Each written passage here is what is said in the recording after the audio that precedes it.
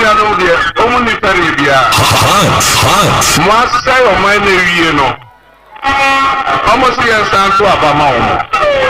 Na makase at the frontier omapeni akokwado. Meni abre se opese ezu mpacho moma ni koko kakra. Ezu at the frontier meni abre se opese na bedi chiri ebeje no. Ene se omo pe asumdwe na sikana omo nya no so mo de omo ayeyi sikana omo nya no no mo nya asumdwe akọtọ na omo bebi ebi ebi se omo penya be de che ba omia o ntimi mbe ye mampenyi nka se o hwehwe akoko adoni na busia sika omo ewia no o ti ka so be anything on person obey am omo penyi se na be ya omde mo musika be ko omo de omo ayeyi Ghana put na de ohia na ababare enti adeba kunti a was a Ghana for Tuma NDC o ma penia be the chairman yes o no ye youth program o se obeye man penia senia obenya ejuma ama emabuna ye na ni ameka ne say Abra NDC fi abaye. Na odika. Para cantar no mata wo. Kika oya na madam papa na. The record na. O speaker ni record na say. No. Aya discuss. Abobia o don na kika na o be ni ba tu ya tar. Ba na wo so speaker ni mo bo kakra. I think the credit for one year more money answer. And now you cross over border.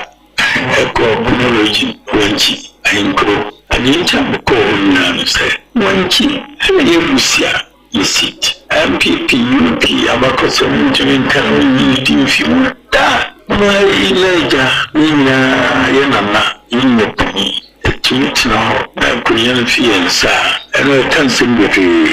We go and this year we teacher. Someone can you, Sabon Papa, your Belia, Matomo, senior buyer, no deal, or no city. Yes, it will be a modern some woman by no day and Titimuamba, they are in summer coffer, no politics, no any China, no political leaders really room, you know, so really, none we are no community fiance. Depending on Faswa, Combo could do from Chidom. Na watuya anjisiti enye mfambaye nakasi ni bomuti na suprom reporter mna kazi wa moyo jumati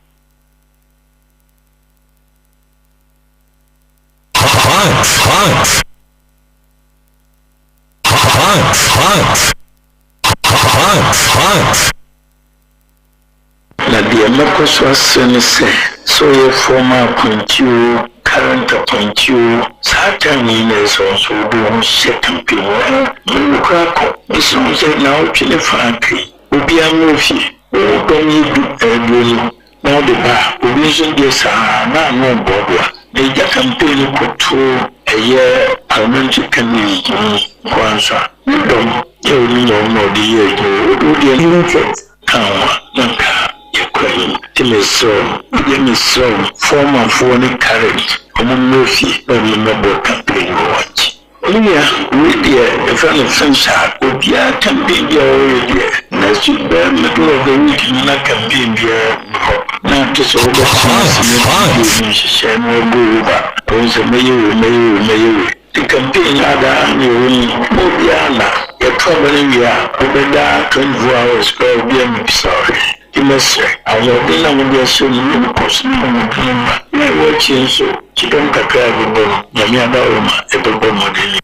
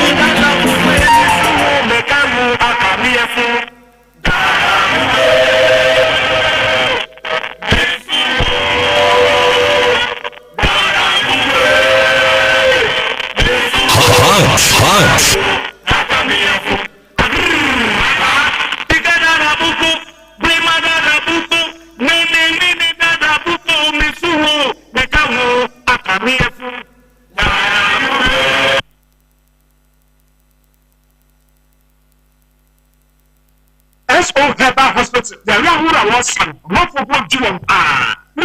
Chimisa, Abbasiaga, now so Herbal Hospital. I don't know.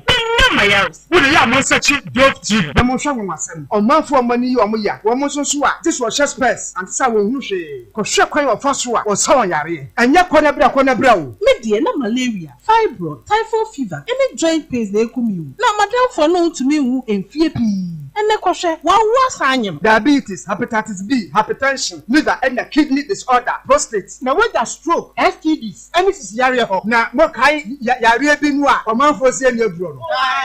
What we found for SO Herbal to answer, for the pharmacy, and run straight from the forest. The walk from Nomadiano, the Sierra Betromwa, the Bashan, and the laboratory services. The number so at the form where you mandate to Sunday to cry, Accra, SO Herbal Hospital, our Amazon Stadium Junction, or man from Fred 0555-529-253 and then 0503-449-444. Welcome to Dwene Aviation with our world-class terminal located at the Kotoka International Airport. This is a fixed-base operation that offers total aviation services in Ghana's private sector space. Dwene Aviation offers convenient access to various destinations across the globe. From the comfort of your homes or offices, you can book a flight to any destination of your choice. You will be chauffeured by a luxurious car to the FBO, where all arrangements including hotel booking and transport services will be made available at your destination. The FBO has meeting suites, a business center, and a dining area to make your flight experience memorable. Our spacious terminal houses 3 modern private jets, a helicopter for your tours, intercity transport, air ambulance services, and cash carriage, as well as bullion movement.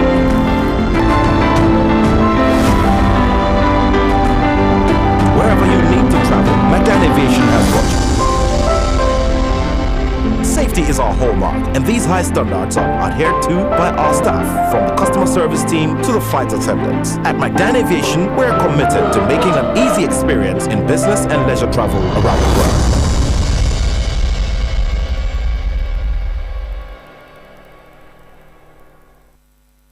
Apomode mapade enoane Hepa Plus mixture. Heavy Plus Mox. Hepa Plus mixture. To malaria and asekura. Sweet darling, my beautiful baby. Hepa Plus mixture ye busie ya no mama hoden aba. Busumi pini menti asie medo. Tie Hepa Plus mixture. Enya adwuma ebe ye woni padua no mu no. Afie kra na ebe ye nwanwa mo. Eduro ye ma January we bin. Abusua pomudin ho hia me yie. Esne bibia. Entimi manom pafia ha. She, oye, Hepa Plus husband.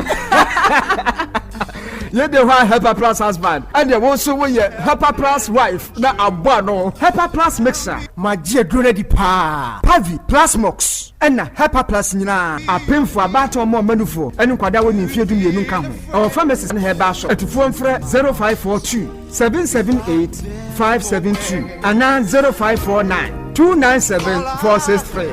Hepa Plus mixer. Mapobudra mapa. MDRG edweden kraso ya. Se wo ho ofese dey na o ka anya utumi luzu bibia bi enu ti na Edu Motors ewo ho wo ka ya dada uni sika pudu ade beto foforo a ko Edu Motors ono be yen hyehyɛ ama o ka foforo Edu Motors nti truck ni taxi drivers be wo krom a omo ye car owners for drivers licenses 2 passport pictures and 2 guarantors omo ni wachi enko Edu Motors netu ya 10% of car na open bo why ye car owner wie ni aka no obetua no small Edu Motors dia hoto aba insurance no obetwa man free na se we engine no kra say a omo ba ko asem free to amika koye head office e wo kaso Winneba Road Barrier Junction baby a na ho a me pato gi number we na frɛ je betche we Edu Motors branch e be wo no akwaje wo ka 0246 48 33 36 and now 0554 090494. Edu Motors, your light has come. Renedru.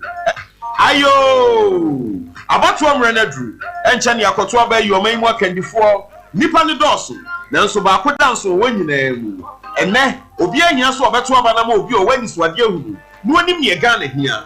Me kire owura festival Kofi Apalu a woyɛ Franka Tufo Emma the Liberal Party of Ghana ya wana chance de eye ensoma no ye rapalu say obeye Ghana mampania awofo press wati o de hihye ba watu ne din child benefit akwada bia ya wonu fufo bia ebenya sidi ahanu enti atamaame benya mohum yenu ne de abo na tenase Mr. Palu say si awoto Ghana asasi so nko ade wo mfaso ma oman no enti sa wonya adwuma mpo no bosumi bia Obeje Sidia Hanson, make 700 Ghana cedis, say unemployment benefit, when you're Jumanan for Jacketia, and I face free university.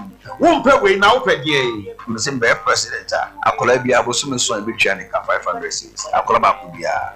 It is a woman Naya, or so many swan just 20 million. Can it stick up? Umaya in Sia, to the Mimi Sia, and is over 30 million. Tea. Only Juma Swa, the amount 7 million. Will be on any eti, or ban or money in Juma, or ban in Juma, or some more 1,400. Nah, or Masso A9, almost so crown, so more bia 500.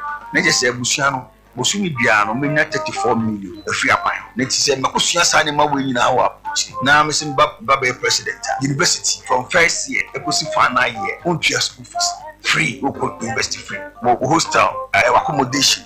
We are free. Who could invest? So what we DHS said inquiry we be CS on the QSS. Over QSS now, about 2,000. So I got to talk. Or prospectors are probably a to prospectors. I fear about 2 years. Yes, the same. Christian Surmano, let him the Monam for Kofiapalu. Yeah, what frack inteno. Nenchan what pay. Now Bressuncha. LPG.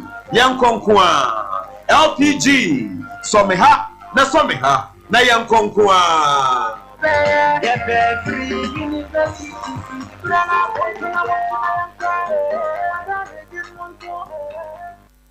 Hot.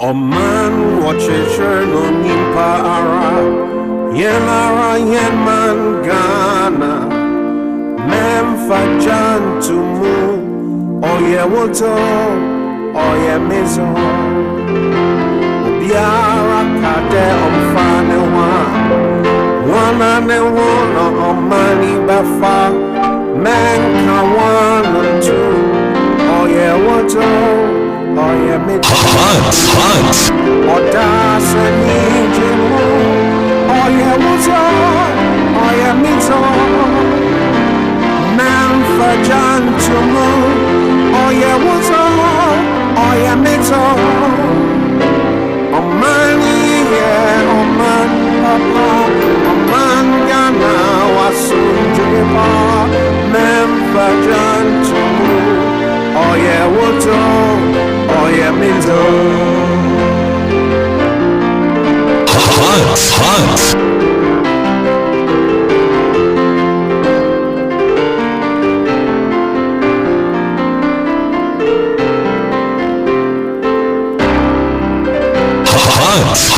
Our fear is so on, means so me fear higher. Mama worrying free, munyo, near munyo. Ijalum upper biara, yen so yen bread. And your brain so baby, I will be a bit more Johnny and more quabadi about hot 93.9 FM. So. No, see about power sema adiudu bako. Pacha yensende ya ile tikakra. And here 1212 be inside the hanum. But all the same, maybe I want to make a brass say, ya Dwene Ho Bio, Ebreo, Ebetwao, Ewo Jumem, Ewo Fie Ho, Ote Kem na drive ya kofie. Ya de Dwene Ho Bio and etwa e kani enti bomoding se anwumre yi obema fidie na da ya na ensema hodoa ye bedi ho nkomo no wonso watimi e wakyere wadwin esanse oman ne nkyekere no ejina me no so enya baakofo adwuma eye me numienu na ese kabom ya adwen kro akoma kro na ya dwen oman ho etu oman ho anamo a ebeboa yen na abo anchirima nso anu nti na anwumere yi anamo bi a wuto bia no Hot FM say Dwene Ho Bio eko yedika tu anamo ne bebrea wo kro yi mu a ya Dwene Ho Bio enti akofo ha de abre yen. Almost every institution be a man will be a to an amount be paying while you be and no two and now quite this one. A man you may be and can say you to me, and to me and Yanis Abraham and I catch.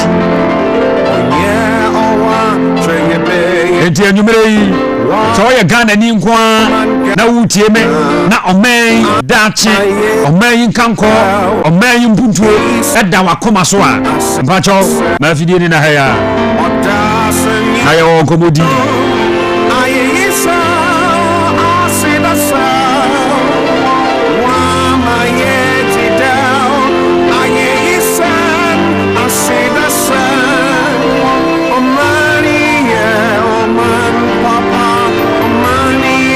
And you may come home and faster that Emma producers some at Facebook Nachi Echinchim Fidene Maya Foster Ejina Nachi Hanomwa one day Chinchim Fidene Mame the executive producer Kofi Nkansa Kofi Ofia Hanomo Kofi Boy Juma Kofi Waye Nina Wa Utiemi Ofia Honomo so Oka ho Ena Yedi Jumadi Ebrewo na nyumredi amedeso ene Kwame Obeng Sarkodie Jr. And a 27th day of November 2024 in the year of our living God. Good evening, baby. I will be Dwene Ho Bio and here, dear brother.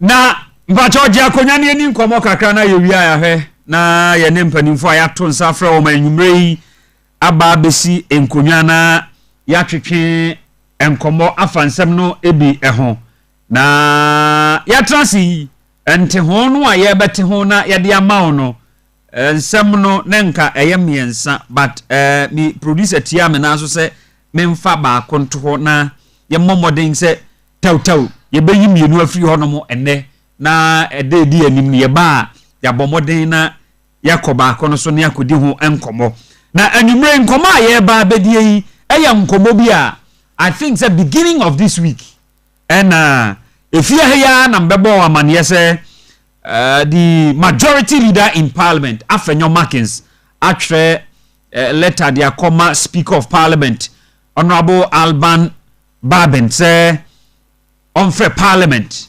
na adwuma oho esese o mo ba ebeye adwuma enti unfair na o mo mra adwuma esanse Supreme Court akasa wi ama say Yahudi oye majority ni de oye minority e parliament na anwumrei ebra ye bedi sa asem kro ya ho nkomo no mebo moden na letter no a Honorable Afenyo Markins etwereye e de come speaker of parliament no ye dimu enkomo kakra na makenkan ebi nso ama na watibi isanse ne krata na otwereye no o atlane eniema huduo bi a ehuhia animanimi ye ya anunti osusu se esese speaker of parliament efre members no ema omoba na wo ebeye adwuma ewo saa enioma wa list no ewo ne krata yi mu enti anwumre ye bebo moden na yakokrata anim ni yakenkan mu nsem ni bi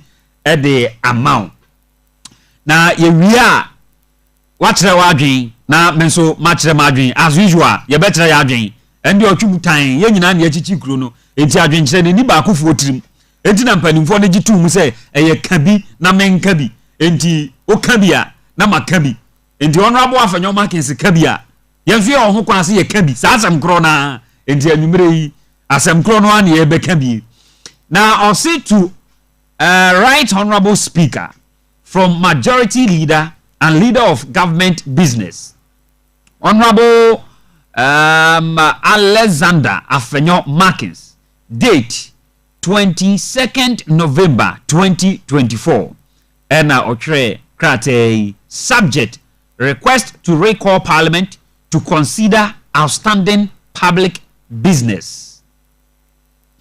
Now, say no, Right Honorable Speaker, the 6th meeting of the 4th session of Parliament, which was scheduled to take place on 7th November 2024, adjourned without any consideration of government business. Mr. Speaker may recall that there were a number of urgent government business that had been advertised and scheduled to be carried out prior to the adjournment of the House. These government businesses include: number 1, request for tax exemption for designated beneficiaries under the One District, One Factory program. Point number 2, Ghana Financial Stability Fund and International Development Association facility of 250 million United States dollars. 3, consideration of the President's nominations for appointment as justices of the Supreme Court. 4, ratification of the mining lease agreement between the government of the Republic of Ghana, represented by the Ministry of Lands and Natural Resources, and the Ashanti Bauxite Company Limited for the mining of bauxite in the Nyinahini Block 2 area in the Atwema Mponua district of the Ashanti region. 5, ratification of the mining lease agreement between the government of the Republic of Ghana, represented by the Ministry of Lands and Natural Resources, and Barari DV Ghana Limited for the exploitation of lithium at Ewoya in the Central Region. Number 6, bills. I, Environmental Protection Agency Bill 2024. II, Social Protection Bill 2023. III, Customs Amendment Bill 2024. IV, Budget Bill 2023. V, Ghana Boundary Commission Bill 2023. VI, Interstate Succession Bill 2022. VII, University of Mampong Bill 2024. VIII, Free Secondary Education Bill 2024. ISC, Pre-Tertiary Amendment Bill. X, Colleges of Applied Arts, Science and Technology Bill 2024. XI, Ghana Book Development Council Bill 2024. XII, University for Development Studies Bill 2024. And XIII, Chartered Institute of Procurement and Supply Bill 2024. XIV, University of Health, Agriculture and Life Sciences Kintampo Bill 2024. XV, JB Dankwa University of Engineering and Agricultural Sciences Bunsu Bill 2024. XVI, University of Sports for Development Bill 2024. XVII, University of Engineering and Applied Sciences Ankrodie Bill 2024. That Akodie or Ankrodie Bill 2024. Yeah. Mr. Speaker, I submit that reconvening Parliament at this juncture would send a powerful message of national unity and institutional stability. It would demonstrate that even as we approach the peak of the electoral season, Parliament remains steadfast in its constitutional duties and committed to advancing the national interest through bipartisan cooperation. In view of the urgency of the government businesses, I crave your indulgence to consider exercising your mandate under Orders 57.3 and 58.4 to recall the House to consider the above outstanding business. I must emphasize respectfully that these are high priority business for government. Mr. Speaker, Order 57.3 provides the Speaker may summon a sitting of the House before the date or time to which the House has been adjourned, or at any date or time after the House has been adjourned. Sinidi. Further to the above, Order 58.4 also states the Speaker shall summon Parliament within a period determined by the Speaker, and the requirement for a 14-day notice shall not apply where there is an emergency. Respectfully, sir, if the above request finds favor with you, I propose that you consider Thursday 28th November 2024 and Friday 29th November 2024 as the scheduled date for this emergency recall. It is my view that once done, members can go back to their constituencies over the weekend to continue with their campaign towards the December 7th general elections. Mr. Speaker, the Supreme Court's recent ruling on Article 97 1G and H provides us with a clean slate to move forward in unity and purpose. Let us seize this opportunity to demonstrate to the people of Ghana that their parliament can rise above partisan considerations to serve their interests effectively. Respectfully submitted. Signed, Honorable Afenyo Markins, Majority Leader and Leader of Government Business, Ghana's Parliament. Enti, Honorable letter what you in here. Baby, hear me, baby, or liste nyoma. Osusu se here and manimi say as a speaker. It's me fret members of Parliament. Na osai Dwene Ho Bio ebe ye ho adwuma. Na say ma kinka niema ni nyina the amount. Request for tax exemption for designated beneficiaries under One District, One Factory program. And a Ghana Financial Stability Fund and International Development Association facility of 250 million United States dollars. Honorable LST. In fact, free SHS bail under the bills, no free SHS Environmental Protection Agency bail Social Protection bail and a budget bail 2023 University of Mampong bail pre-tertiary amendment bail Colleges of Applied Arts, Science and Technology bail 2024 Ghana Book Development Council bail, University for Development Study bail, and Chartered Institute of Procurement and Supply bail 2024. All these bills I want the criteria what you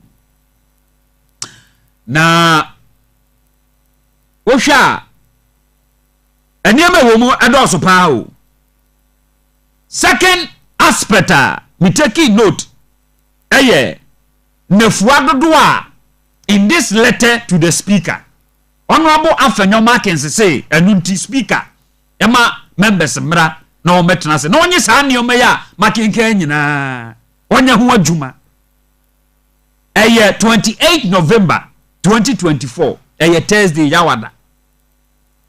And 29 November 2024 Friday ifiada. 82 days and honorable ne krata yi mu. Asa anniome ya me kenka ye bo boss we. Osi speak and members of parliament nomra no meye ho adwuma. Ne hia pa ebra ye wo mi. Good news. Why not?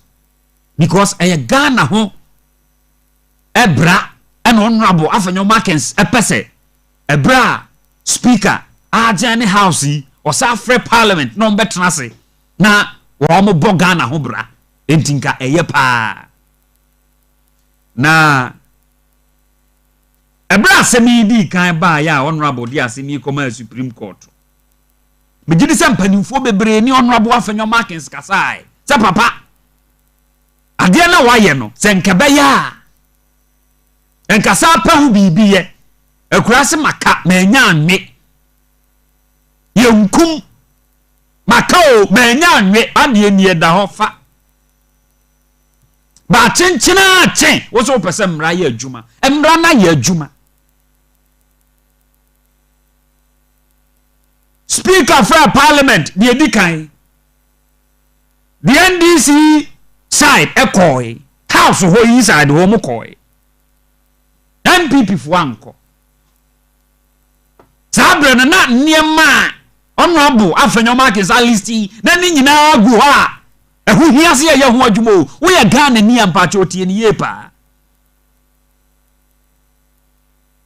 sanne meya walisi amabobọ so yi na ni nyina agu ho a esese ye ho adwuma but members of parliament on the side of the government the NPP womanko intima speaker Jenny House on second occasion the NDC members of parliament all that we heard from the NPP members of parliament want say na omo ye caucus meeting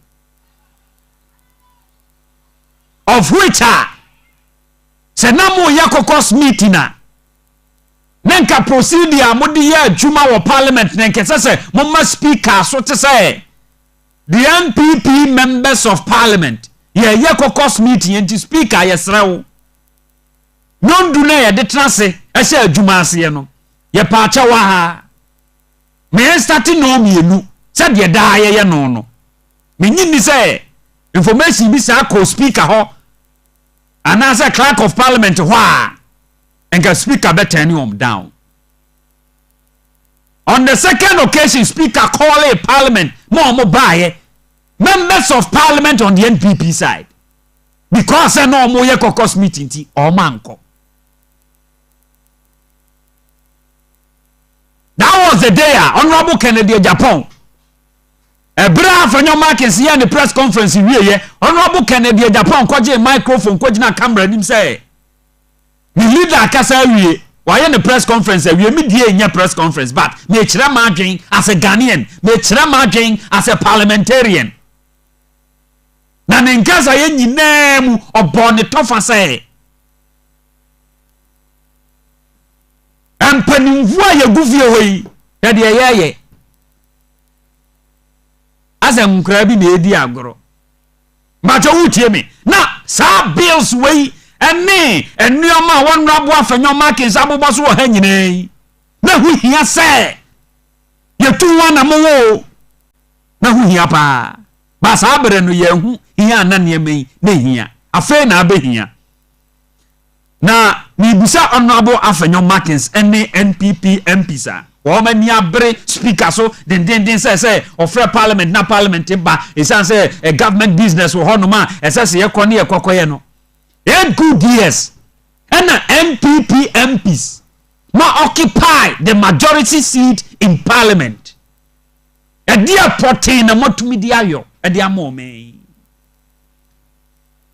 minka sa monye hwe e question na bibusa e no nkyere sa wonye hwe 8 good years o emu na ye woyi ma occupy the majority seat in parliament as members of parliament ma ban ene woso e die na motime di mu majority no ayede aboa Ghana mpuntuo aboa Ghana nkanko you members you come and tell us die na motime ayo of course abane kopa bosiani e de ba parliament a munyina mo ye ni yakoje ni e de aba enti na make say ne mutumi de mo majority in parliament ayede boa Ghana aban ni say mo ye ama aban na ko bosia de ho ni de ni ho de amenne e ka Ghana de yen public debt according to the finance minister as of June 2024 media budget review ni mu no as of June 2024 na ka Ghana de 742 billion Ghana cedis ya kanono ansana Honorable Afenyomakins ni members of parliament what the other side of the NPP mo be majority in parliament no mo buy from 2016 na Ghana yen public debt ewo ho 122.6 billion and na razia kodru 742 billion Tesi a me no kasa ekura no ebi asa ba be ka ho. Yes, because as of June you November, and the likelihood say a kai ebi asa ba be ka ho no possible, very high. Minkasa mo majority mo mfanye hwe mo de ayade eno na am ye ka etimi arise aba bedru 742 no 8 good years when timi amfanyo Environmental Protection Agency bill 2024 ho adwuma aka 10 days ni yakwa akoto aba whether say you be change government and say mo na mo ba beto aso batempo 8th parliament become 9th parliament ebe se djuma di aso foforo into dynamics no best. Nobody can tell some of because why a majority in parliament after this year's election and now say the NDC will become the majority in parliament into dynamics no a best. Whoever they vote for as president, I don't care. We are talking about parliament business here. Aka 10 days near Kotuaba. Afeina ehun ehia say ye three speaker letter. Say speaker freni emra. Na social protection bill 2023 ye nya ehun adwuma ye. 8 good years.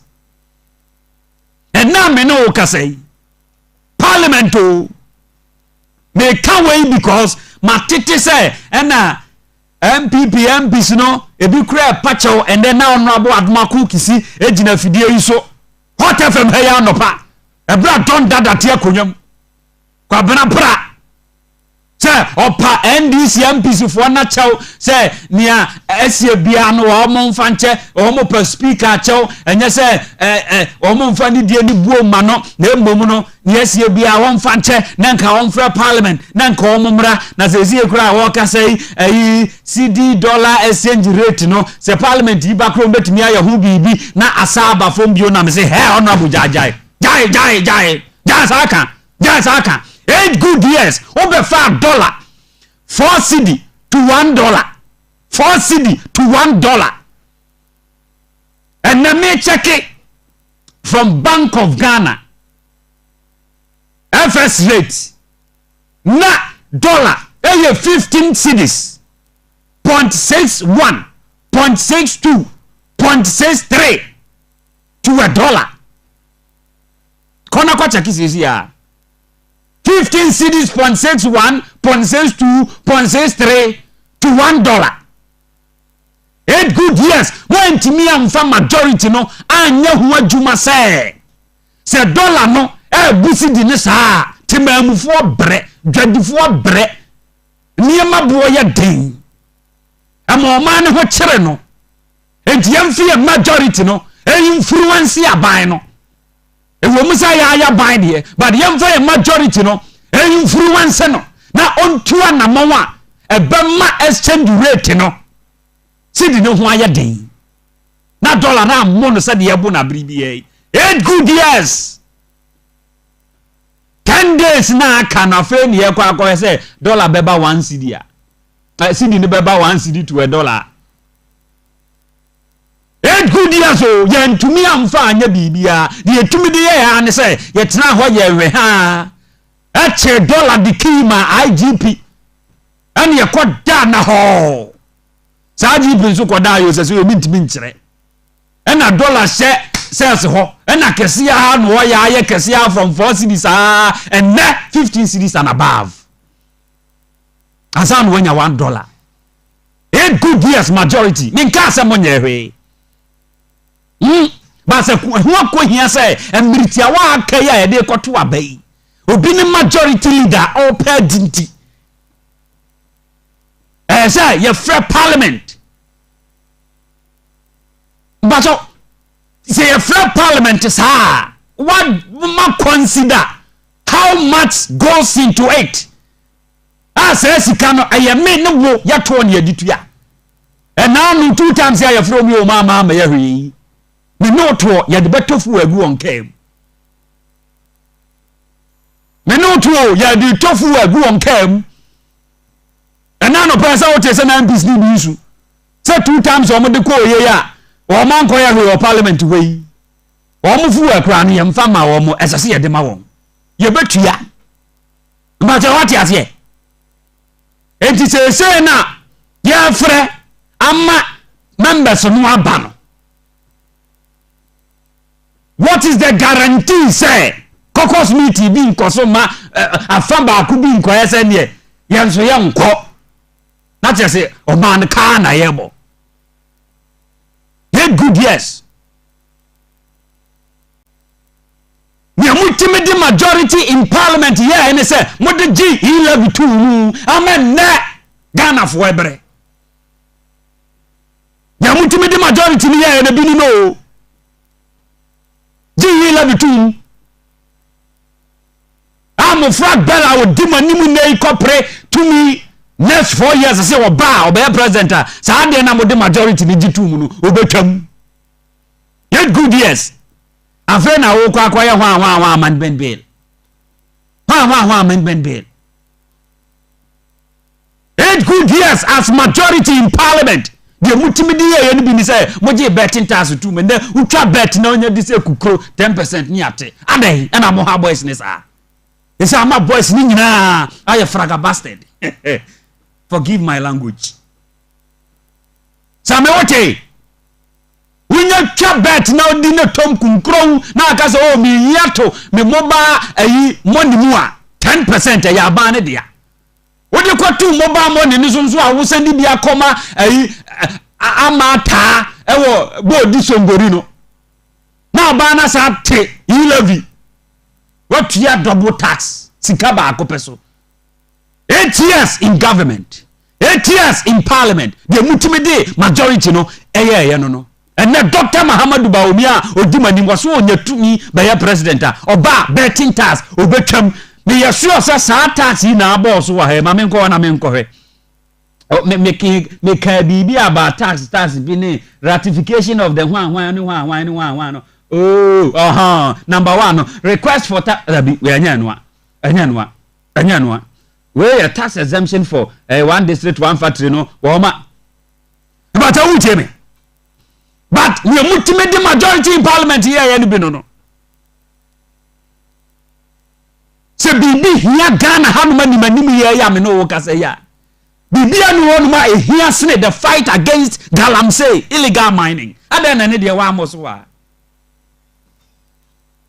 honorable with all due respect adan na no de wa amoso wa hanomo ana anu ne environmental hwa no eni emu ha ga se wo se kire no kasa galamsey no obi ate ase so wani abrese ya pese ye tu galamsey ase efri kro yimu ni ye boyen sa ase ho ban ye boyen nsu ho ban ne nipa num nsu a poison ase ne matom enu ahoma che mesi me kwa akopọ bizuo me de raba esi won man bie pipe ya tap yi sa ase ebe nsu ani ko me yem sese me kura me nsu nsu ni gui enya ade a me kono mo me di ko dware no kura ano me yem sese me aha no makonya skin infection but what you say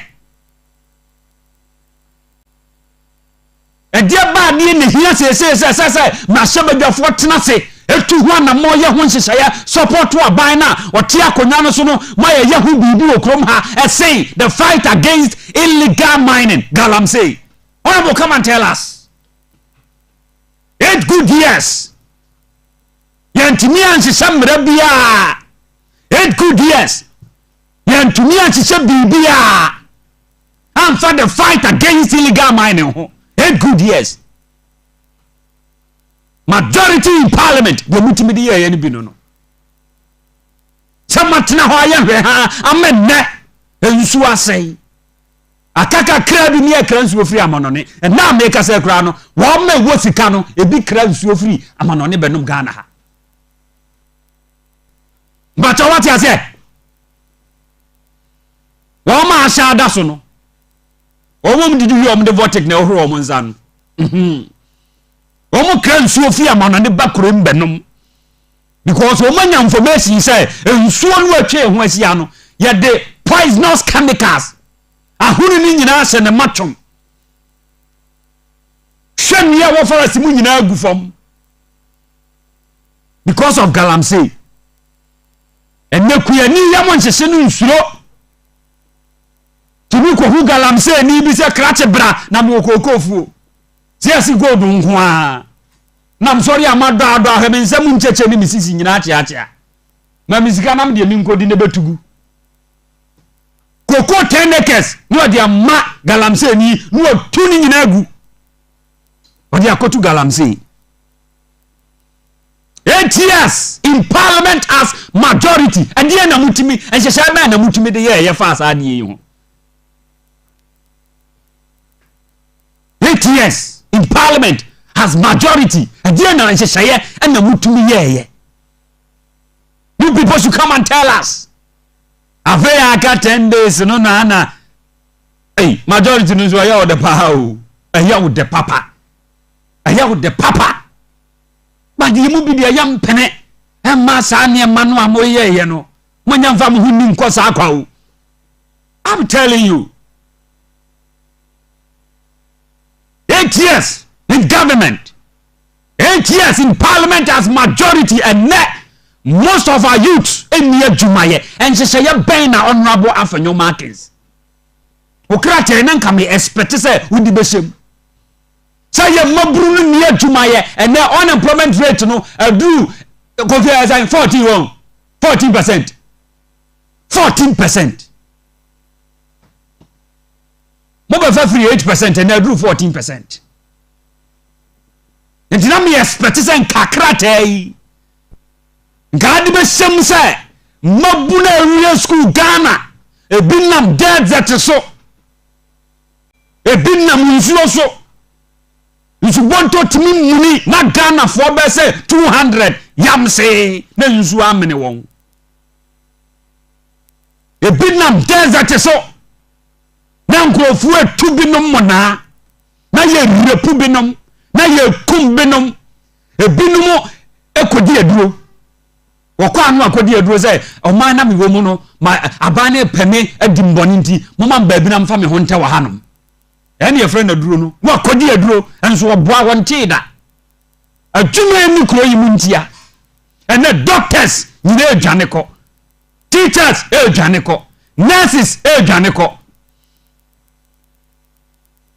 makuko school abobotais na mu certificate kurakura mu ntimo no wo ma mu wo mo no sa mesinfo ne plumbers ne carpenter fon enne o mu nyina wo mu dwane ko yesi Dubai o se hin uni za no djuma okwa untimentna entu onya sua kwa fa so si dan ohu ayi blacks no ba ku mi onu odi sisi so hu plastic hu de na awe woko enti na no enya wo na akosuku agente there don't deceive yourself. And now me expect say enkakra te enkampo wudi be shem say en nakakra na aka no honorable for parliament niemra nieme magana mabuna dwumanye anka may okay with you so just here 8 years in parliament as majority unemployment rate na adu 14%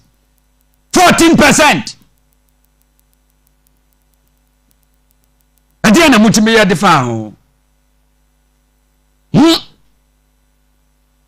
na anyumre ya me be ya ana mani ball krata afufuro bi so na sa krata no enipa ne nsa hyase aye the honorable speaker of parliament honorable Alban Sman Babin na mpacho me yanka mu asem kakra na yentie nia oka se ne nsa ka honorable Afenyo ne krata ya na ase ne nsa nyankan na obefre ana friend. From Right Honorable Speaker to Leader of Government Business, Honorable Alexander Afenyo Markins. Speaker, wamfa majority leader na nka ho. Enti de watwe okrata no so na meka no. Menye confuse nkase bia me mashada na be ye free of there bi. Supreme Court account no be di ni die be ma Supreme Court. Ba de ma hunu wa ha na meka. Enti ma me san kan bi o. From Right Honorable Speaker to Leader of Government Business, Honorable Alexander Afenyo Markins. Date 26 November 2024. Subject: re-request to recall Parliament to consider outstanding public businesses. Yontie Speaker Brofo. I write in response to your memo on the above subject, which was received at the office of the Speaker on Friday, 22nd November 2024, at a time I was out of office to honor an invitation outside Accra. Your memo called me to exercise my discretion pursuant to orders 57.3 and 58.4 of the standing orders of the House, to summon the House to sit for 2 days, Thursday 28 and Friday 29th November 2024, to consider 22 items, all of which you refer to as either outstanding public business or urgent government. As you are aware, the parliamentary calendar acknowledges elections campaign periods.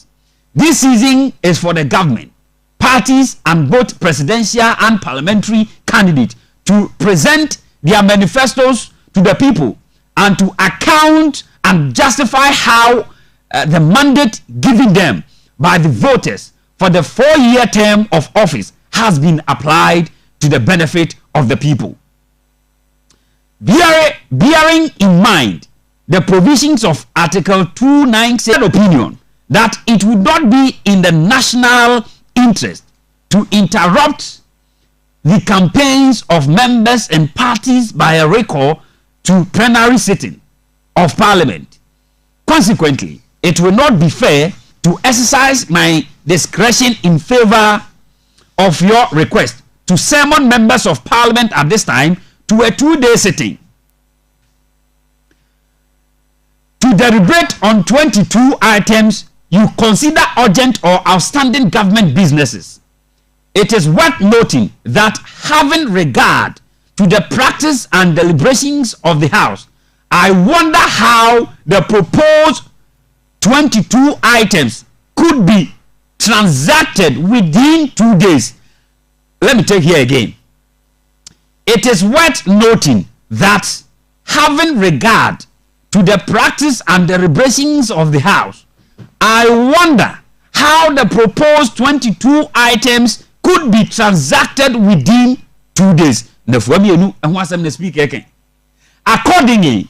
I suggest that government prioritizes these businesses together with others not captured by your memo for consideration after the conduct of the general election on 7 December 2024. Okay.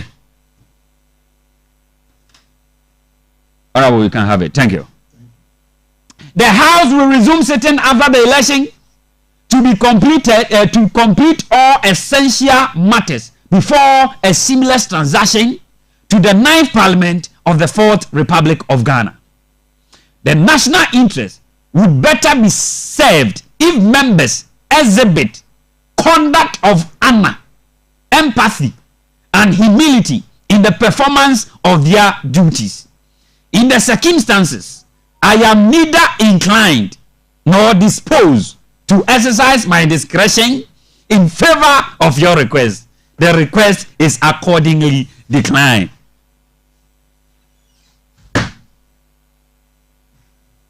Court rise. Enti speaker nso krata watcho and ya koma Honorable Alexander Afenyo Markins, leader of government business in Parliament, and a makamusem ede amano na se utie ne speaker eken nyina na asama woka nyina ne say krata no a Honorable Afenyo Markins twere de bre no otwere no on 22nd November 2024 aya no kre nensaka na mbom ni womni sasa abre no de krata ne ba no no ni office na ona makontrol mu a okwa invitation okwa je abasobodie bi mpacho wata se enti na wonu kra no ni Ghana ha na mbom ni womu nyina ne say Honorable Afenyo Markins krata tintin a otwere yi eniema mako abionu mienu 22 ene odi asemu se sa ne omani nti speaker hwe na se ba bi owo bia no ba on frɛ Parliament no mama ya adwuma na hu hia say saa ne ma otu ho anamon ana speaker so kire say standing orders a omudi adwuma parliament no e ma ho kwan say ye ba beben abato a ye ma parliamentarians no kwan bo mutimi koye campaign e ko present e ye wo manifestos ene o modem bo e ko bu nkonta de kire wo me beto abade ama wo biu na nkonta bu onu no se fatase ye to abato a so a ya to abato a so enti ono hwe enefuwa dodo aka a ye de kwa akoto abaya in his view sa na mienu no a honorable Alexander Afenyo Kings epe no wafra parliament a ekamia say in the national interest no kura no na wafom enti in conclusion therefore in the circumstances I am neither inclined in the circumstances I am neither inclined nor disposed to exercise my discretion in favor of your request. The request is accordingly declined. Court rise. Entibidiasia. Speaker some of Kenyan say, Honorable Alexander Afenyo Kings. The letter now try no. Ontiminya ho hwi. Ikomra aka ye de kwa akoto aba no bia ni abre. Agro nipo so. Na saa asem kro ya ho. The opposition leader John Dramani Mahama and so signal and the man all the NDC MPs say a more beyond 29C parliament say speaker Efre Womwa Sanso na the national chairman and so Sunday signal the Church Johnson as you don't get here say members no more beyond 29C parliament honomo na ya kwa ya nimi ye be home komo yebedi honkomo aba akwaba bajo baby afri babo ko de oh baby am free bade boko na traffic na echimi kwan su de traffic na nya sengi oh ba last me ba ha no anyesa ene de ewo ma na abefam ba ko na befam nso a ano ehye 6 o'clock ko 7 oh why lucky cross with me aba biduru ha no from high court hosa bana ya hono mo de agro nipo so cross traffic ne ka se ba na hono mintimi hu se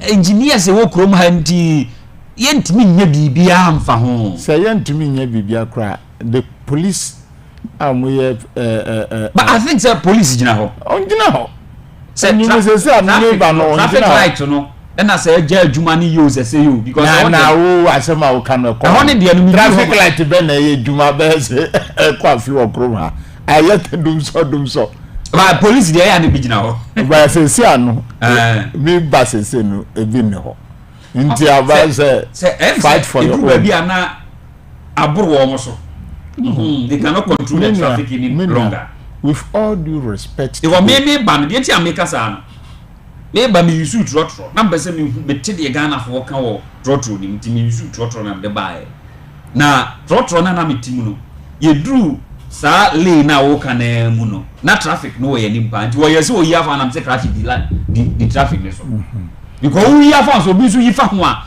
na mo kwa akọ block here nim ho no mo nti ka anko ka ma ye be gina ha che ba wudi so ankakra ye beko oh eko de ebeko but to say Ukraine is mra you are working with time and nunti na me complain eko de ebeko say o chira no pakra but I think say as a professional police officer you shouldn't be overwhelmed by any traffic I just say me hu bi pe ube citation ngwa kwa ye gina wona professional police officers and I say they are me anything I say as a professional because the way you see once a while be na ya me who professional police officers or me shirt top white no MTTD for no yes once a while be how mu use moto no but of late I say boys be yes, so mama want to say I can't tell almost say police uniform boys but almost say reflectors maybe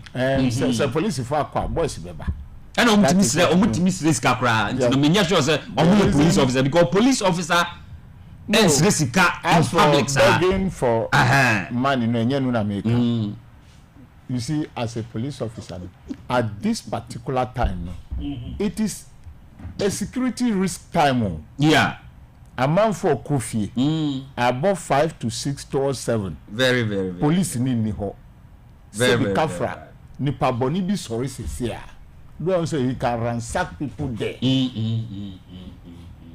So that is what I'm driving towards. Okay. They can ransack because obiaka when they come. This is nipa boni for bitisimu. Yes. Exactly. So they should be there. There's a police presence, no traffic. Yeah, that is all that I'm talking about. I agree with you. Honorable Daniel Kwesi Ashiama, a former member of Parliament, Boom constituency. Honorable Akwaba. Yeah. Sorry, sir. Wabidi traffic, so I check. Yeah, train say Kafui Amega. Ebaba beka ye ho Kafui so amususu share traffic. NPP communication team member and Solomon Owusu also a member of the Movement for Change. Honestly, beba beka ye ho anwumre e wodwumadi so na ye di enkomo. Na my started from Honorable Daniel Kwesi Ashama na yenhwe ensem hono na yeni bi ho enkom. Okay, so ye behwe recommendations and strategy the ama concerning National Cathedral trustees no any sikasema ekomu, whether it was private, whether it was public company ni tuas esika no a omochire say bibi koswa ehun be hia further investigation na se possible ya ye prosecution ewo ehun afi ebedi nkomo na ya hwe asema na migusu ameka ho asem ye request honorable Afenyo Markin said the comma speaker of parliament na speaker of parliament so no atre responded to na letter no kire say baby a yewi ene braka e de kwoto abe no ye free parliament enyeye afei insin so dia ba betu edwa say rigging an election is impossible in Ghana. Intino afi wo ma aye o madwin say abato no ubi kwa ko wiem dia ma obi akwa akodi nkuni obi so ne dia behuru obi okroma hanom no, it is not possible. And say odwen ho sa akra enti eno so ye one of the topics are EBD ehun komo anwumre e wo dwumadie so Kofi Bacho ya na mode hospital no abremina maka ho asem dam say aka 5 minutes bia be so no mode aba afei nsam doson anwumre nsam doson abo yan starting na yeni nkomo kakra enti I don't know which one you pick first, but I'll pick the one that 10 minutes. Yes, discussed so long so far. Na asa na we start no menya entie from me producer say Kafui Amega entumi ema meka ye ho anwumre omomi no komuntina se na end omoko eastern region afi na wa returning to Accra enti no obesere ya da foforo. Okay, enti that's the information enti Kafui entumi ma meka ye ho excuse or they amayen no I think say it was yeah enti one thing nkan enye ye bo apayo abo yanko ayo me nkwan kra 2 hours in no so ma me enti odo esa aitama me kasara me fair time na mi hu so obi aba na me ma producer hand say masa so o ma me di yisi die ne beka ho ba nanka awana no bra me ngenso me na wa beka me hudi yes o dia wa kasabre Bajo yego openi ne udi tu epuno so de me sha se every parliament de no okay na about 3 weeks say ba ha ebe kasaye for the same issue so time na court no Supreme Court are ruling anyway yeah but person Mr. Ghana for I am so worried say up to now Ghanaians are not learning anything from the 8th parliament. Why you say so? Yes, because from 1992 yatina majority sama ya dia ko yetrim because yeah, so once you win as a president you have majority in parliament. Okay, utumi di yenia upe in a situation yenya a monster government obetumi akunye kra into this 8th parliament is a serious test case. So yes, everybody, especially so those who want to study law and all that, you have to study a lot of this. Number one, yeah, in the SSO biya jitum say the three arms of government, none can swallow the other. Okay. Period. The three arms of government. The executive, the legislature, and the judiciary. None can swallow the other. Okay. What you saying? Nyami person can say, Baku to me no, and to me bro baku to the sense you render the other one ineffective. Okay. So unknown to me nyane juma. So we yaudia yebe jao. Okay. For instance, president bet to me a catch parliaments day. Me signing my moon Jim Sika. Ye fantu mo. Okay, parliament susu yate. On a constitution susu akase. Ansa na aban betumi ayusu sika bi no enfa parliament no more approval. Yeah. So at that particular point, the executive cannot control parliament. Because also the be call. Yes. You do no mususu mo approval. Yeah. What can you do? Another one is parliament too cannot swallow the judiciary. Okay. Neither the judiciary swallowing parliament. Okay. I just say answer na be Friday be say court and a court no. Any parliament na ye mbra no edima court say mufa enye juma. Okay. Inti say wanya enu nti na be say time bia no musi amen yen amendi yen no say yen hye mbra foforo why na be hye mbra foforo parliament. Eye parliament. And the parliament susu no say na afenuma kifa no susu no ekoba say interpretation no. Mbra parliament ankasa ye no parliament own to me interpret. Okay. These are the command judiciary now into a also no say judiciary so catch say me here ho juma. Then you too you cannot swallow the judiciary. Okay. And the judiciary too cannot swallow you. Okay. Now Honorable Afenumaki has led the whole nation on a dark road journey. Because on a dark road journey.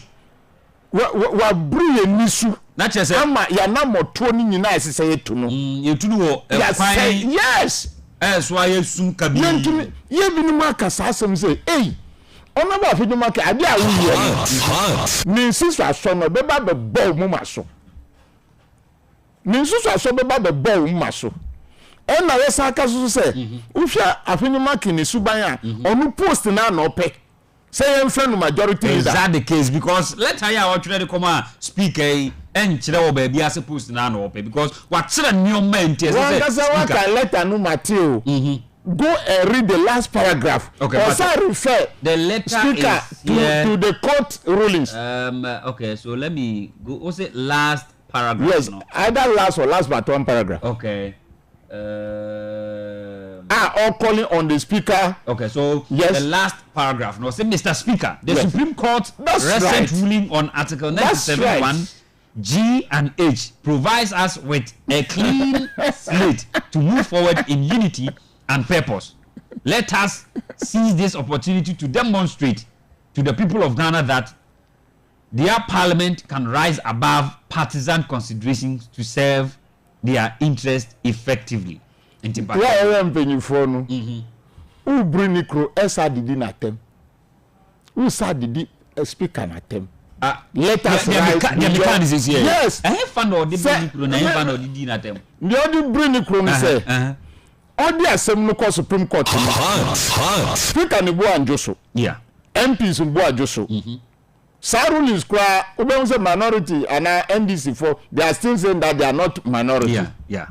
You are referring them to that thing again instead of you to make as if you have forgotten and okay. Now don't refer to that Supreme Court ruling. Okay. When you are reminding him,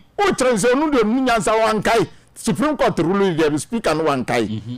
If I were to be here, I will not go there at all. And outside the dinner attempt say you should rise beyond the partisan. You are insulting him. In a way, who catch him and say, oh, yeah, partisan politics. That is it. Is that the case? That is it. Do the analysis. Well, give me pay lawyer be now, but you lawyer, only pay who says, some of can send it. Some want to know in fear. Mammy Sankandy. Mammy Sankandy.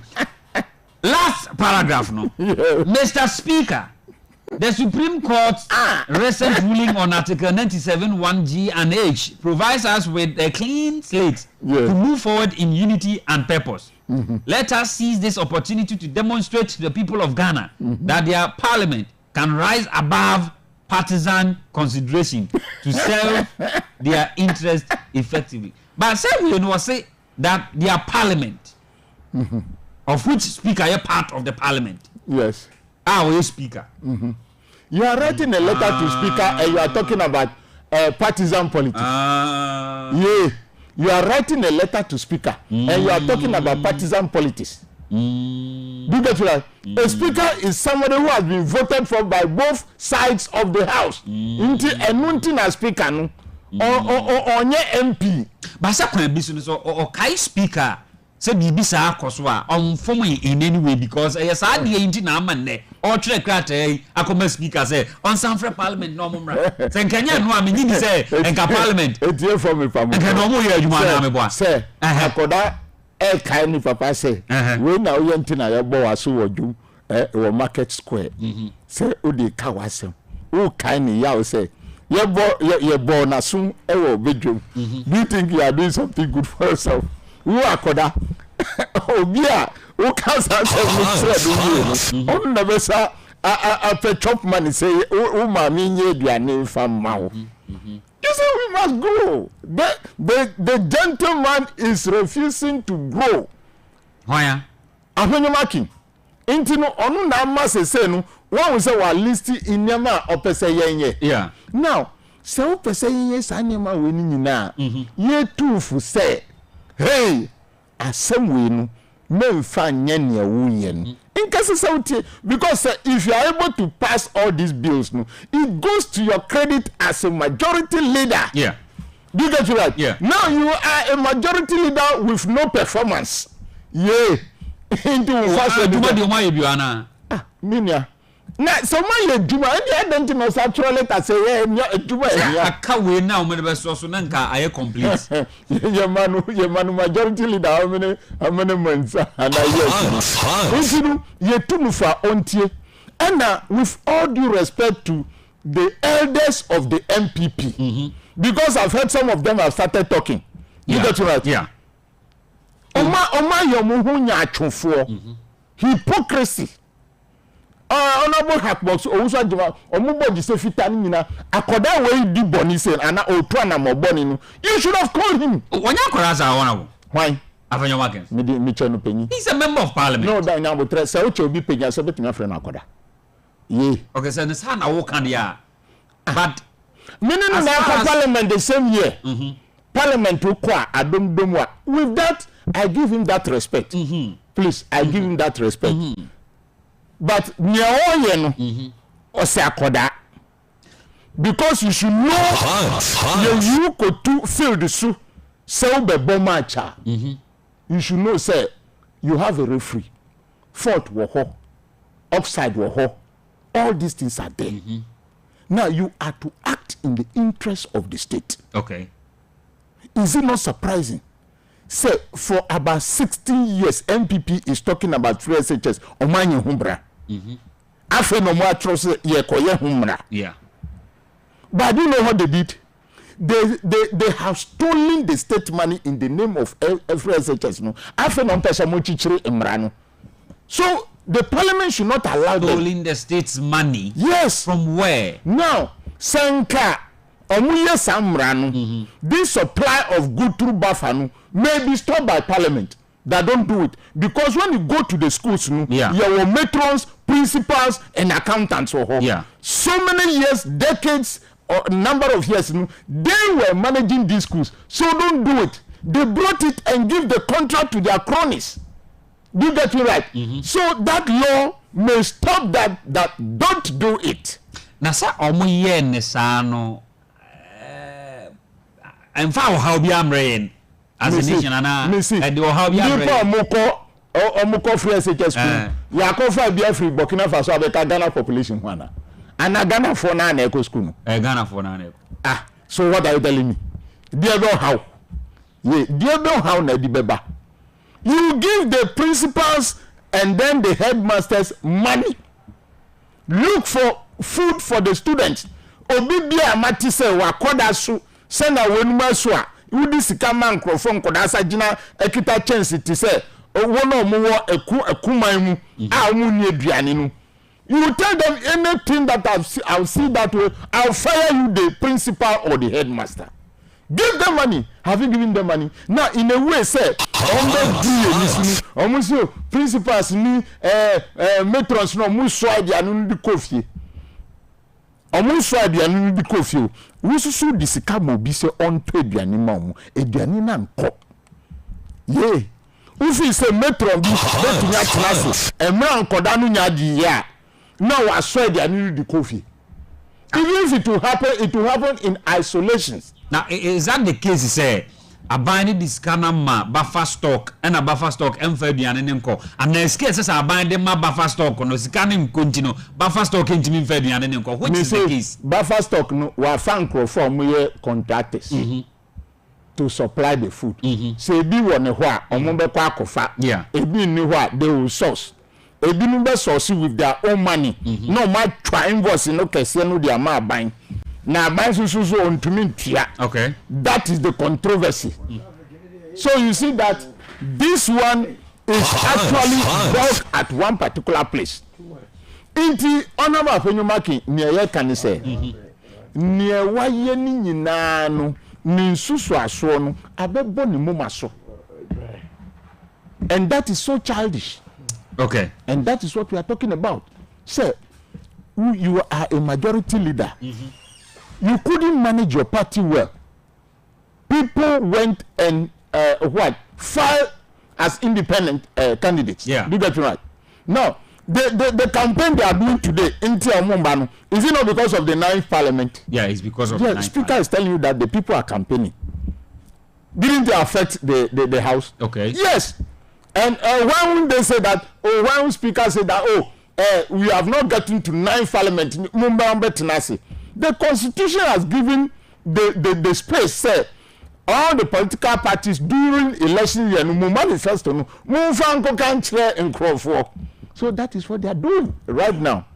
But say speaker for letter in command Honorable Afenyumakins no na NDC members of parliament and in the leadership of NDC, including the flag bearer John Dramani Mahama. Na munyina mo mamo members no one is a mo bia ko. Enye de mo kan. I mention my name, including Daniel Kosi Asama. Enye de mo kan ti na ma speaker so anya ahode a ode address agrate e bra ye wo important issues say ya. The lawyer say the lawyer made a mistake. He used a word that the speaker used like a stone and hit his forehead. Wait a minute. Discretionary.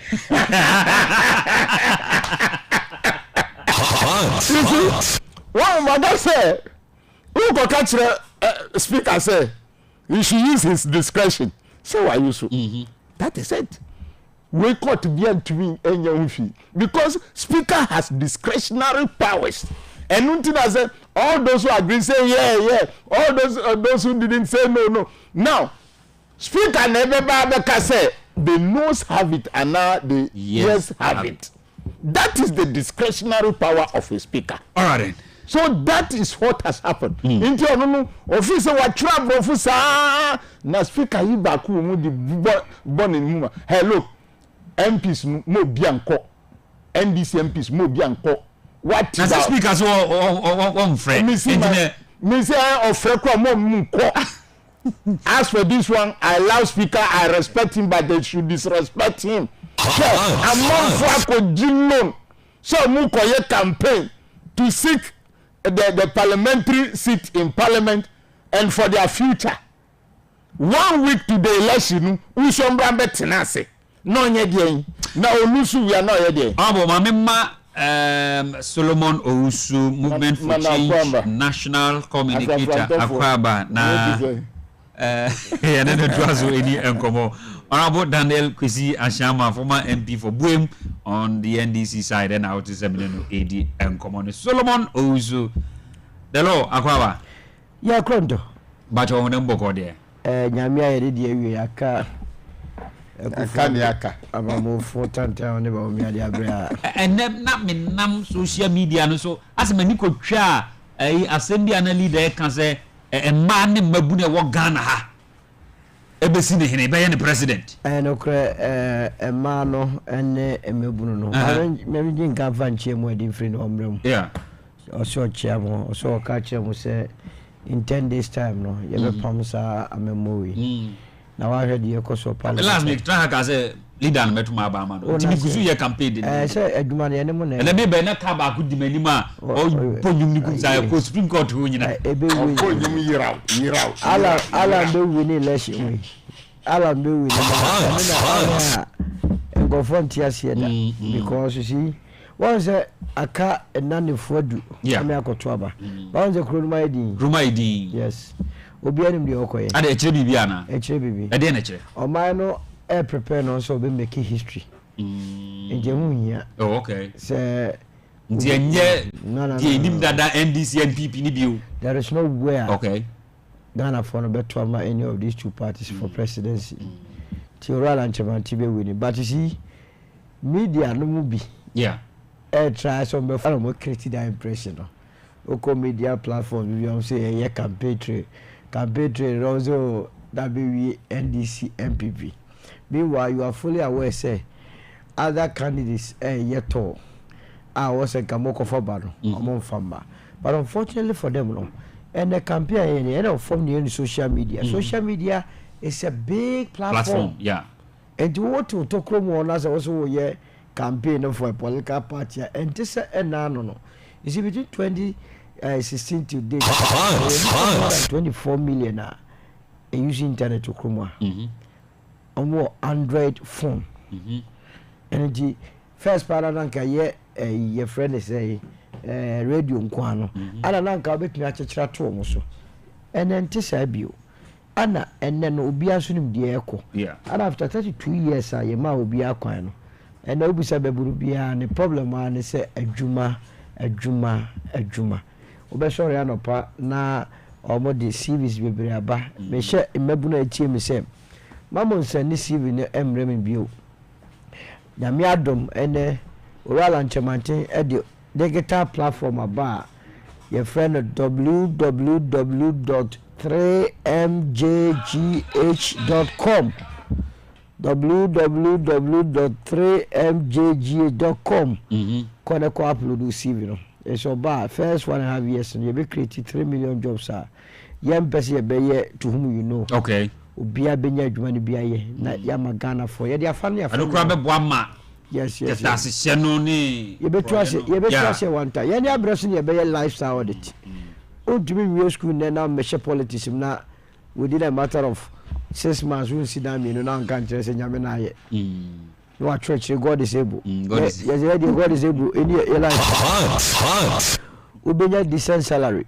but undumi we are aban sika eno ntina oral Chamantin de odi jam no obewuni election we okay nyame nsa wo na me fan krai nkomo ora hakman o so adwuma eno obi biara opeso kasa chi oral Chamantin say empenifo mu wo mu very important okay we are chairman of the council of what na my party egu awa mo wada wo oral Chamantin ko busa oral kofo a simple question say wo say ba omia ana ye obi a or more than competent amongst nipa 12 na contest no mami unyina so a wakoto airtime or Joy FM and also be responded to oral Chamantin ka jam it oral akwa also joy me you shouldn't sound for full respect that near the moment yes we can deal without us what must say what Joy FM wa say na Chamantin wa your ambassador who make na ponjala na your ambassador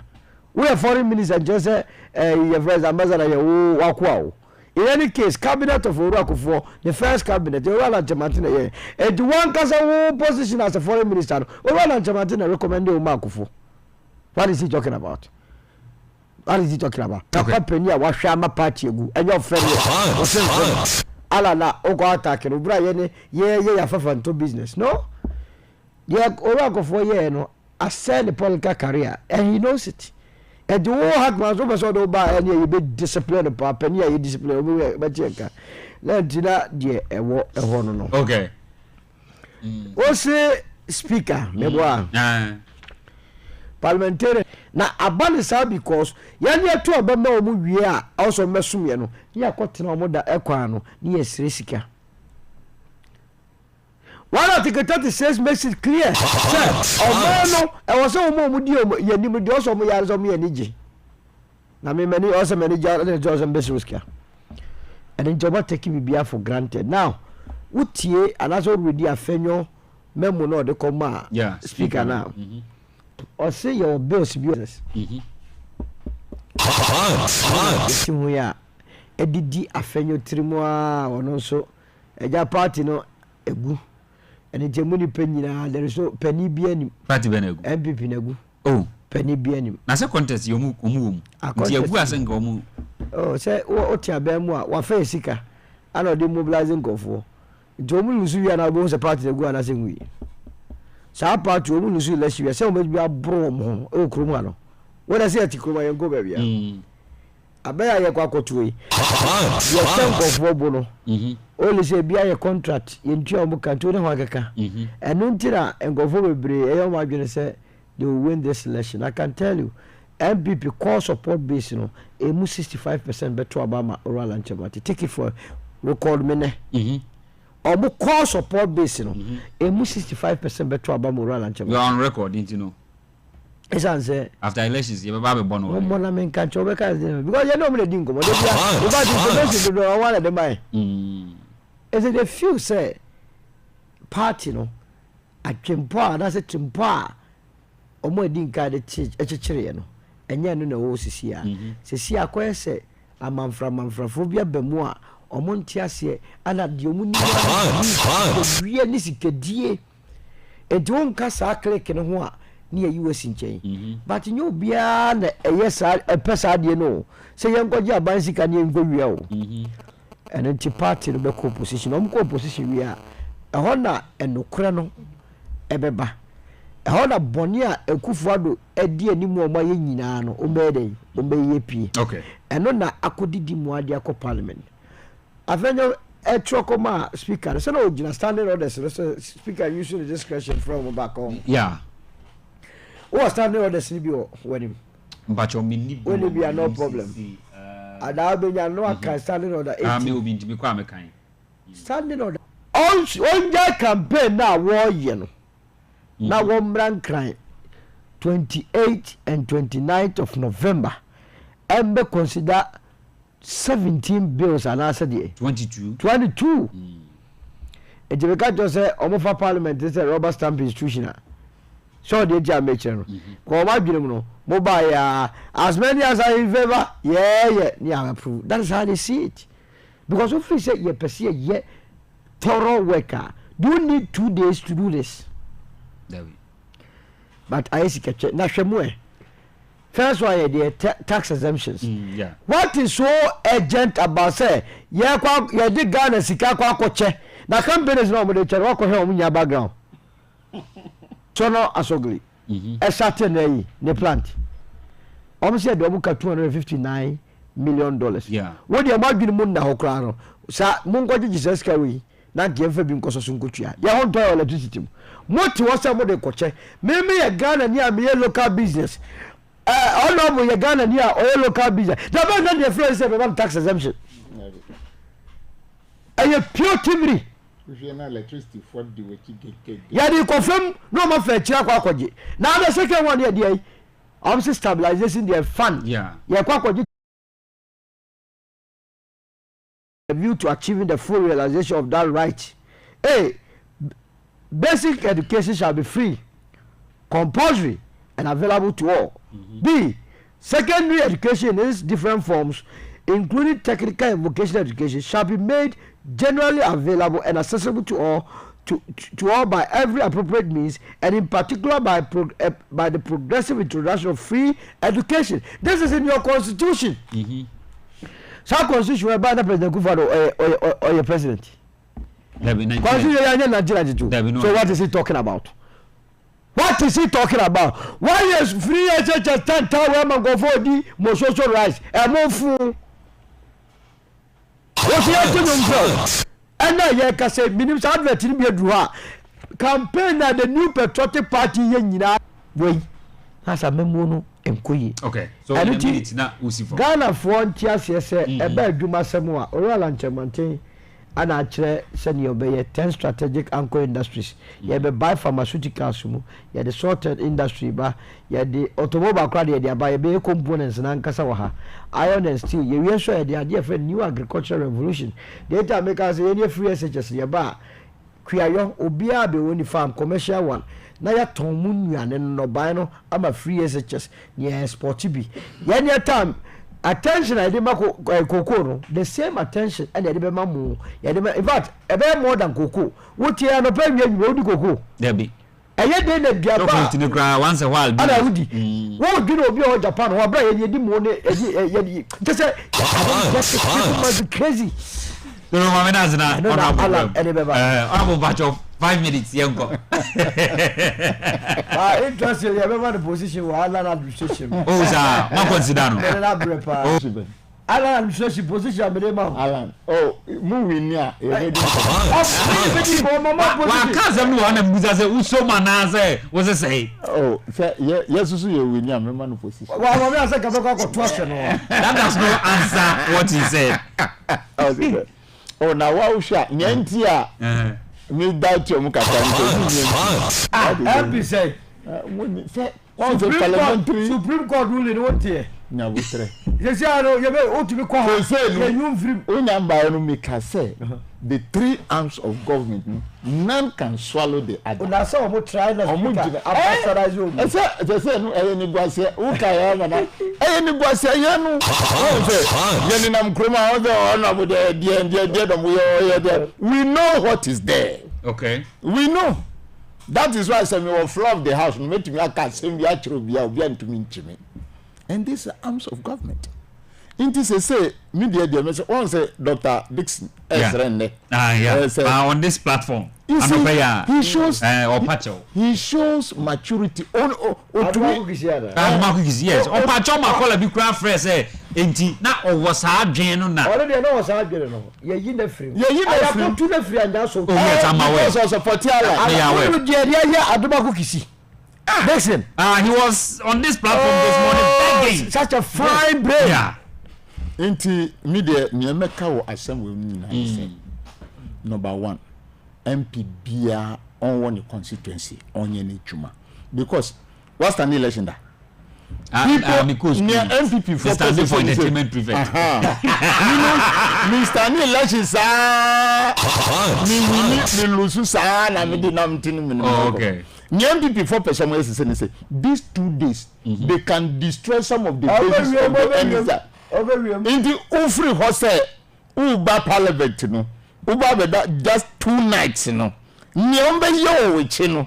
ukwa kasa kwa no they are going to go to your villages where doing that hokra say ebia ombekom no mako say akwati say bibiti on say ojina show that tv na ubie konkonu gua no say pateni weni nyina na inti you cannot do any correction and until I catch them say they should not attempt even though they speak outspoken they should not attempt coming so can speaker from Ukra we will let our national chairman flag they should stop them because no MVP for no amoya to say owaya prano omani abre oh yes say na waka intinu they should not come at all mo biantra and secondly mami catch the team for ni say nothing will go waste in terms of this bill. Ye two abanu we are. You be serve by parliament. A parliament say be go 6 January. Yes, you be serve by parliament.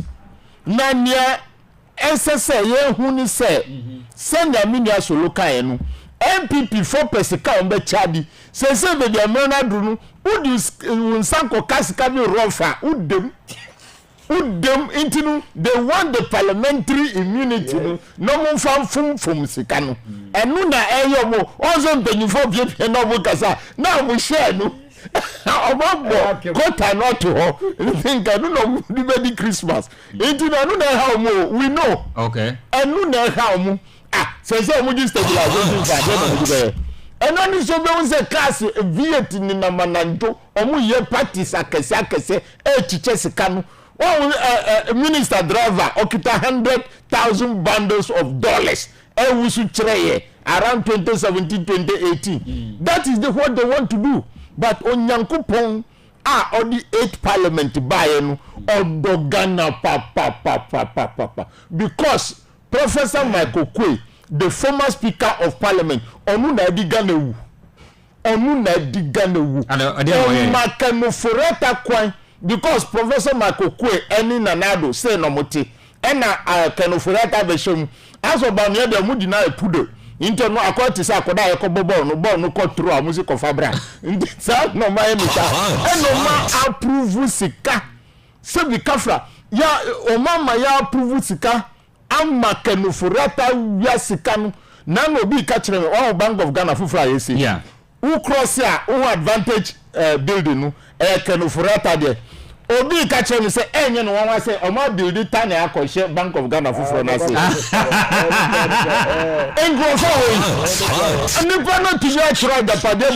it is less than 100 meters. In building and underground.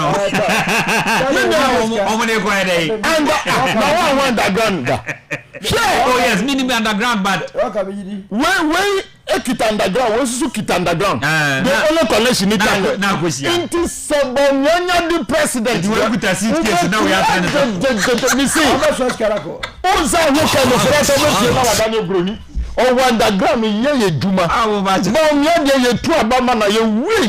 okay, in conclusion therefore my job as a town as I think I would say a coffee Mr. 84 baby emre dru no yes see hwe wasitinem na to abapa NDC wo ho MPP wo ho Afrafranta wo ho all political parties are registered omo wo ho yeah minia wodia yi politics no tunche na bisa ho se wo kenke bo no etisen okay we electricity bill no etisen we show bill no etisen omama ye di omama ye tantantanta unhwe Ghana asa Rwanda time a war no si ye mfutro nie biebanie inti misre Ghana fo mama ye mfa ya sitinam na mfa ntoaba na uba NDC a menhwehwe bibia nche chinie uhu chinie unsa nifa so a na box bi da ho fa unsa siso na mahama ko MP susu no ye pesen sisa constitution and year review inti vote for NDC and untunu boom boom na MPP for no omukofi nkosu anyansa. Thank you. Berase Honorable Ashama and I would say Kano Okasa Edema the NDC former member of parliament Buem. Yes. Solo Macho Yanko. Yeah, when you say electoral commission matese say media houses no omo eba be yim. That was my next yanka maybe can was John Adokwe Mensa cry tie ni eni agro. But I learned this is the first time NDC ni MPP o my adwin kro anamu bia yisi. That's how gwara say we wa meka. Yeah adwin. Adwin kro. Because MPP condemn say that we wan condemn say NDC is also condemn. House asem no mo ka ye kanti. Senka NC MPP on kasa. Say so omu control no. Obanko fight there no. We na do ko measure together with the Ghana police Montias say coalition center media house bia yaman license be wrong. What do you want to be as a mobile? Okay. I don't know what you say. Sure, about you go to Nejimio, a serious business. I don't see almost okay. At Yafaso. Now, Ghana for you now, and your regime, rather than the Bible bar for one son, that Trabano, Bosha Mache, Samuel Trabano boom, Amamunia, Alancha Mantino. But me as well for you now, and Tomano. Or sister Vunira Tomano. Why she travel Antuma Baumiadia and I can remember for you Antumala. Just simple that. Hello, Medase. What Honorable Daniel Kwesi Shamanka, former member of parliament, Buem constituency, and Solomon Owusu, Movement for Change, national communicator. Onaso otene kan anyumrei baba no mama baba ngonile ngitolele baba no mama baba Baba no mama. Baba monile kitolele. Akasema makumako enum na abo no motwe na yeko. Anyumre kamehoni amfase da Masita Health Scientific Clinic Limited. Ose menkanche ose ehungu hiaso bako South Africa akope apumdibio. Okay, thank you honorable members. Ehungu hiase obeko UK and USA akope treatment. Isanse the technology, plasma technology and physiotherapy. Yes, I use organic medicine. And yede SID. And you are Bama na utemena. Baba nene mani tizunu azini tiasia. Pedro bio. Ma ye wo mo ho fe. Ma no ho fe. Enti Bama de se otimi yo mo ho adwuma. Nanka, minima branch bi ono no. Enyo de top money o. There be